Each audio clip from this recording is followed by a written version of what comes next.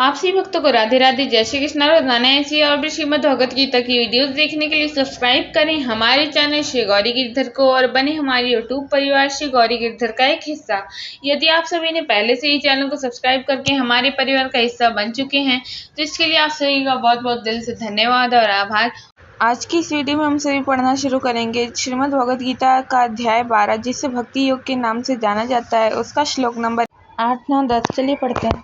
श्लोक नंबर 8। मयि एव मन आधत्स्व मयि बुद्धिम निवेश्य निवेश्यसि मय्येव अत उर्ध्वं न संशय। इस श्लोक का अर्थ होगा, मुझ में मन को लगा और मुझ में ही बुद्धि को लगा, इसके उपरांत तू मुझ में ही निवास करेगा, इसमें कुछ भी संशय नहीं है। इस श्लोक की व्याख्या होगी, भगवान श्री कृष्ण अर्जुन से कहते हैं कि हे अर्जुन, तुम संपूर्ण बुद्धि और मन को मुझ में लगाकर भक्ति करो, इसके पश्चात तुम मेरे ही अंदर मेरे मन में निवास करोगे, अर्थात मेरे अति प्रिय हो जाओगे।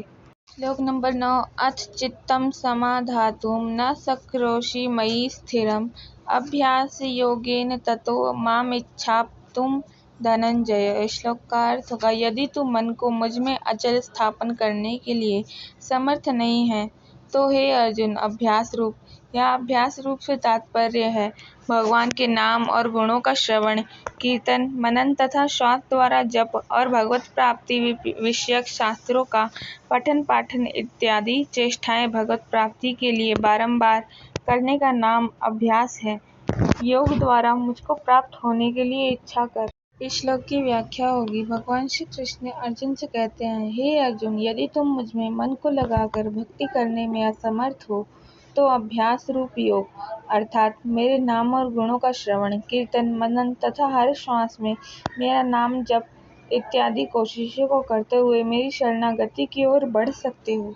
श्लोक नंबर 10। अभ्यासे अप्यसमर्थो असीमत कर्म परमो भव मदर्थमपि कर्माणि कुर्वन् सिद्धिं वाप्स्यसि। श्लोक का अर्थ होगा, यदि तू उपर्युक्त अभ्यास में भी असमर्थ है तो केवल मेरे लिए कर्म करने के ही परायण, स्वार्थ को त्याग कर तथा परमेश्वर को ही परम आश्रय और परम गति समझकर निष्काम प्रेम भाव से सती शिरोमणि पतिव्रता स्त्री की भांति मन, वाणी और शरीर द्वारा परमेश्वर के लिए यज्ञ, दान और तप आदि संपूर्ण कर्तव्य कर्मों के करने का नाम भगवत अर्थ कर्म करने के परायण होना है।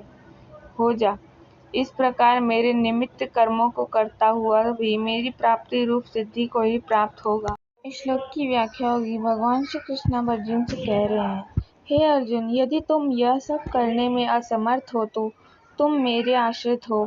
स्वार्थ को त्याग कर निष्काम भाव से एक पतिव्रता स्त्री की तरह मन, वचन और कर्म द्वारा मुझ में समर्पित हो कर्म करो, जैसे यज्ञ, दान, तप इत्यादि। तब तक के लिए राधे राधे, जय श्री कृष्ण। मिलते हैं अगली वीडियो में। अगर वीडियो अच्छी लगी तो चैनल को लाइक, शेयर एंड सब्सक्राइब जरूर करें।